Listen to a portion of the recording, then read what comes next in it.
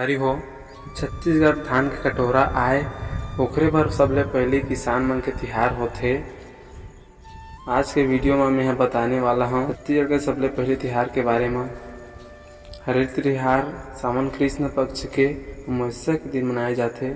सावन के महीना में छत्तीसगढ़ में सब्बो को हरियाली रहते।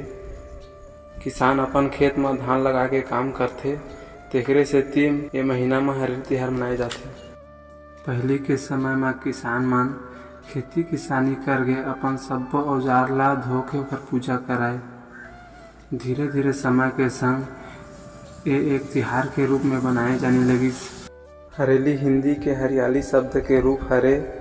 सबले ज्यादा खेती किसानी करने वाला किसान मन मनाथे। हरेली के दिन सब किसान अपन खेती करे के सब्बो औजार ला धोके अपन देवी देवता के साथ पूजा करे जाते। ये तिहार में सब्बो कोई घर में गुड़ के चीला रोटी के संग ठेठरी जैसे पकवान बनाते। गांव के सब्बो लइका मन बांस के बनी गेड़ी के मजा लेते।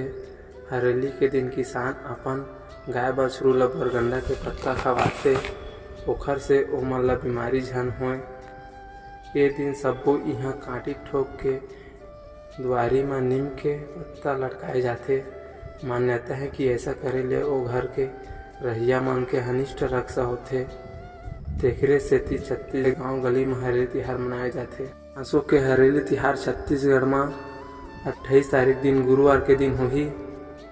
त छत्तीसगढ़ के जम्मू संगवारी मन ला हरेली तिहार के गाड़ा गाड़ा बधाई। हमार ये वीडियो कैसे लगी संगी हो कमेंट करके जरूर बता।